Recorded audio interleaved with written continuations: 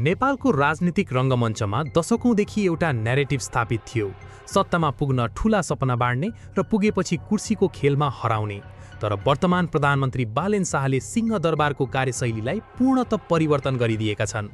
पुराना राजनीतिक दलका नेताहरू मञ्चमा उभिएर घण्टौँसम्म विपक्षीको खेदो खन्न र अमूर्त सिद्धान्तका कुरा गर्न व्यस्त भइरहँदा बालेनले भने मौनतालाई नै आफ्नो सबैभन्दा ठूलो हतियार बनाएका छन्।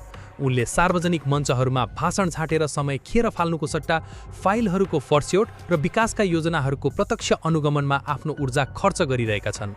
यो कार्यशैलीले वर्षौंदेखि गफको भरमा राजनीति गरिरहेका पुराना दलहरूलाई निकै असहज बनाइदिएको छ। बालेनको यो कम बोल धेरै काम गर भन्ने रणनीतिले नेपालको सुस्त कर्मचारी तन्त्रमा समेत भूकम्प ल्याएको छ। जहाँ पुराना दलहरूले आफ्ना कार्यकर्ता भर्ती गरेर प्रशासनलाई निकम्मा बनाएका थिए, त्यहाँ बालेनले सिधै हस्तक्षेप गर्दै कर्मचारीलाई राजनीतिक झोला बिसाउन वा पद छोड्न स्पष्ट चेतावनी दिएका छन्। उनले ल्याएको 100 बुँदे डिजिटल सुधार योजनाले सरकारी सेवा लिन हप्तौं कुर्नुपर्ने बाध्यतालाई प्रविधिको माध्यमबाट केही मिनेटमै सीमित गरिदिएको छ। पुराना नेताहरूले वर्षौंसम्म भाषणमा मात्र सीमित राखेको भ्रष्टाचार नियन्त्रणलाई बालेनले व्यवहारमा उतार्दै हरेक टेन्डर र खरिद प्रक्रियालाई पारदर्शी बनाएका छन्, जसले गर्दा बिचौलियाहरूको तन्त्र नै भत्किएको छ।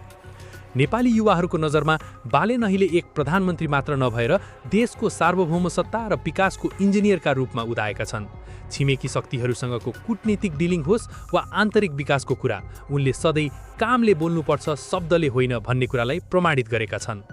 पुराना दलका शीर्ष नेताहरू अझै पनि गुटबन्दी र आन्तरिक कलहमा अल्झिरहेका बेला बालेनले भने अस्पतालका शैय्या सुधार गर्ने, सरकारी विद्यालयको शैक्षिक स्तर उकास्ने र अलपत्र परेका राष्ट्रिय गौरवका आयोजनाहरूलाई गति दिने काममा रात दिन नभनी खटिरहेका छन्। उनले साबित गरिदिएका छन् कि देश बदल्नका लागि चिल्ला भाषण होइन, दहरो इच्छा शक्ति र स्पष्ट भिजन चाहिन्छ। अहिले काठमाडौँका गल्लीदेखि गाउँका चिया पसलसम्म एउटै चर्चा छ। पुराना दलले 70 वर्षमा नगरेको काम बालेनले केही महिनामै कसरी गर्दैछन्? यसको सिधा उत्तर उनको कार्यशैली हो। उनी विपक्षीको गालीमा प्रतिक्रिया दिँदैनन्, बरु एउटा नयाँ योजना सम्पन्न गरेर त्यसको नतिजा जनतालाई देखाउँछन्। यो एक्सन ओरिएन्टेड राजनीतिले पुराना दलका नेताहरूलाई आफ्नो अस्तित्व जोगाउनै धौधौ परिरहेको छ। बालेनको यो उदयले एउटा स्पष्ट सन्देश दिएको छ, अबको नेपालमा नेता हुनका लागि जेल परेको इतिहास वा ठूलो स्वरमा कराउन सक्ने क्षमता होइन, जनताको समस्या समाधान गर्न सक्ने दक्षता र इमानदारी चाहिन्छ।